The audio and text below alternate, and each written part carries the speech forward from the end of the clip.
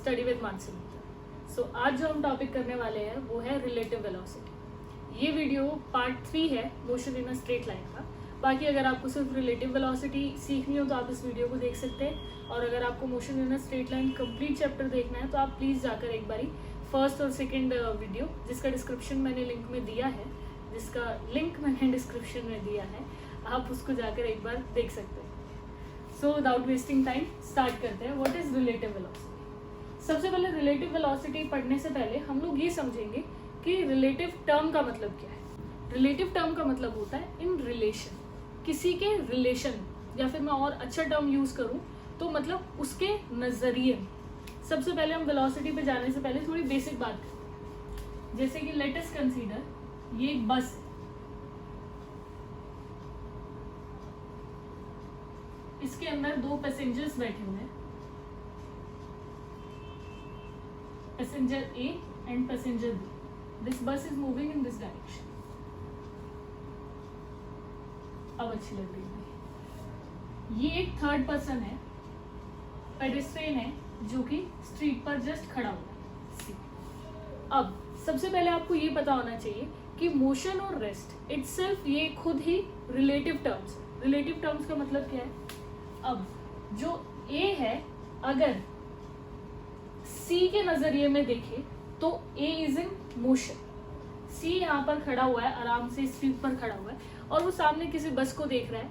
बस चल रही है, बस के अंदर वो जो इंसान बैठा हुआ है वो भी मतलब सी को नजर आ रहा है जो स्ट्रीट पे खड़ा हुआ है कि ए इज इन मोशन। तो ये एक रिलेटिव टर्म है कि सी को क्या नजर आ रहा है। वाइल जो बी है उसके साथ में ही बैठा हुआ है वो भी पैसेंजर एक बस में, उसी बस में, सेम बस में जो चल रही है, तो बी को ए इन रेस्ट नजर आएगा। तो आप देख रहे हो जो पोजीशन है वो रिलेटिव इन नेचर है। मतलब ए की position with respect to C is motion. C अगर देखेगा तो ए मोशन में है, ए मूव कर रहा है, बट ए की position with respect to B is rest. क्योंकि वो बस में, अगर बस में जो बी पैसेंजर है वो ए को देखेगा तो ए रेस्ट है पे, ए आराम से बैठा हुआ है अपनी चेयर पे। तो ये आपको समझ में आना चाहिए कि ये जो पूरा मोशन का कंसेप्ट है, ये सब चीज रिलेटिव है, पहले से ही एक दूसरे के रिलेशन। कोई भी इंडिविजुअल इसका कोई अपनी बेसलाइन नहीं है। अब बात करते हैं रिलेटिव वेलोसिटी की, यानी कि वेलोसिटी किसके रिलेशन। अब इसका भी मैं आपको एक एग्जांपल बताती हूँ। लेट अस कंसीडर ये कार ए है जो इस डायरेक्शन में मूव कर रही है,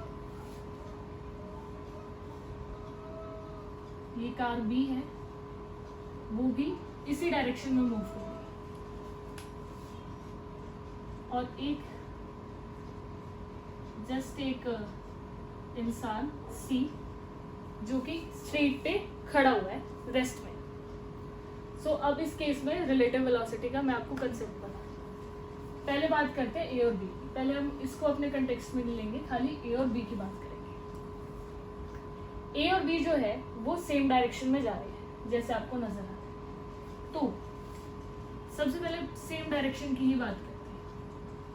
अगर 2 ऑब्जेक्ट्स सेम डायरेक्शन में मूव कर रहे हैं तो relative velocity of A with respect to B, यानी ए की वेलोसिटी बी की नजरिए, बी कार में अगर कोई पैसेंजर बैठा है उसको ए की क्या वेलोसिटी नजर आ रही है। जरूरी नहीं है वो उसकी एक्चुअल वेलोसिटी हो, वो ए की एक्चुअल वेलोसिटी हो, ऐसा जरूरी नहीं है। बी को क्या नजर आ रही है ए की velocity, this is relative velocity of A with respect to B, which is represented bye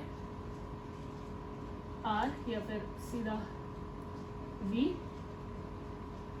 A slash relative velocity of A with respect to.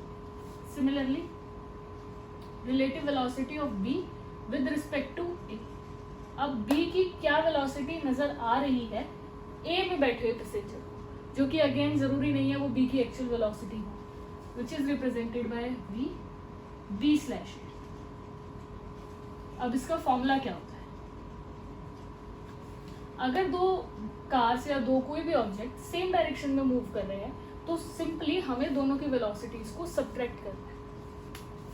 Relative velocity of A with respect to B will be equal to velocity of A minus velocity, while relative velocity of b with respect to a will be equal to velocity of b minus velocity. अब हमने ऐसा किया, अब आप समझिए, ये एक distance है, ये एक पाथ है, ये दोनों सेम पाथ कवर करते हैं. अगर यहाँ पर b ऑब्जेक्ट होता ही ना, यहाँ पर सिर्फ a कार होती, लेट्स से ये 30 किलोमीटर पर आवर की स्पीड पे मूव कर रही है, तो ये आराम से 30 किलोमीटर पर आवर की स्पीड पे मूव कर रही है, जो कि इस सी ऑब्जेक्ट को नजर आ रहा है. बट अगर मैंने बोला कार बी भी इसके पीछे पीछे जा रही है सेम डायरेक्शन में same path, let us consider वो 20 किलोमीटर पर आवर की स्पीड पर चल रही है. तो अब सेम पाथ 1 घंटे में 30 किलोमीटर ऑब्जेक्ट ए कवर कर रहा है एंड सेम पाथ 1 घंटे में 20 किलोमीटर ऑब्जेक्ट बी कवर कर रहा है. तो अगर आप देखें बी भी मूव कर रहा है, ए भी मूव कर रहा है, तो बी जिस वेलोसिटी से मूव कर रहा है वो वेलोसिटी उसको ए की नजर ही नहीं आएगी. जैसे मैंने आपको इससे पहले एग्जांपल दिया था कि बस में 2 लोग बैठे हुए हैं, हालांकि बस पूरी मूव कर रही थी बट बी को ए रेस्ट में नजर आ रहा था क्योंकि वो एक साथ सेम डायरेक्शन में सेम जगह मूव कर रहे हैं. ये यहाँ पर सी एक साथ सेम डायरेक्शन में सेम पाथ में मूव कर रहे हैं, तो उनकी जो ओवरऑल स्पीड होगी वो अपनी स्पीड में नजर ही नहीं आएगी. तो V A minus V B is 30 minus 20 while V B upon A is 20 minus 30.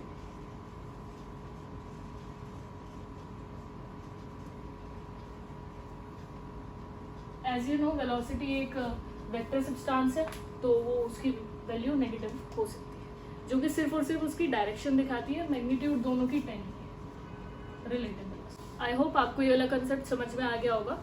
अगर आपको अच्छे से ये वीडियोस अच्छी लग रही है तो प्लीज़ आप इस चैनल को लाइक करें, शेयर करें और सब्सक्राइब जरूर कीजिएगा.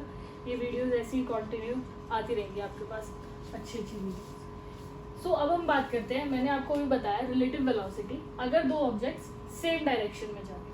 अब हम बात करेंगे अगर दोनों ऑब्जेक्ट्स अपोजिट डायरेक्शन में जा रहे हैं, यानी कि ए इस डायरेक्शन में मूव कर रहा है एंड बी इस डायरेक्शन में मूव कर रहा है, तब क्या होगा. Again relative velocity of A with respect to B, यानी बी को ए की वेलोसिटी क्या नजर आएगी. अगेन हम लोग ऐसे ही लिखेंगे A same relative velocity of B with respect to A, यानी बी की वेलोसिटी ए में बैठे हुए पैसेंजर को क्या नजर आएगी, क्या फील होगी, रिप्रेजेंटेड बाय. अब जब दो ऑब्जेक्ट्स अपोजिट डायरेक्शन में चल रहे होते हैं तो उनकी जो ओवरऑल वेलोसिटी है वो ऐड होती है. अब ऐसा क्यों, क्योंकि distance between them constantly increase हो रहा है, यानी वो धीरे धीरे सेपरेट हो रहे हैं. अगर ये लेट से 30 किलोमीटर पर आवर की स्पीड पे इस डायरेक्शन में जा रहा है एंड ये अगेन 20 किलोमीटर पर आवर की स्पीड पे इस डायरेक्शन में जा रहा है, तो कॉन्टिन्यूसली इनकी जो डिस्टेंस ऑफ सेपरेशन है वो इंक्रीज होता जा रहा है, जिस वजह से जो वेलोसिटी है वो भी हम ऐड करते हैं. This will be velocity of A plus velocity of B, this will be velocity of B plus velocity of. So अब हमने यहाँ ए और बी की बात कर ली, same direction opposite direction. So अब बात करते हैं इस ऑब्जेक्ट सी की. अब ऑब्जेक्ट सी का क्या काम है, ये ऑब्जेक्ट सी रेस्ट में, तो देखा जाए तो चाहे ए इस डायरेक्शन में जा रही हो या बी इस डायरेक्शन में जा रही हो, हमेशा ये जो ऑब्जेक्ट सी है इसके तो अपोजिट ही चल रही है, मतलब इसके तो दूसरी डायरेक्शन में ही जा रही है हमेशा.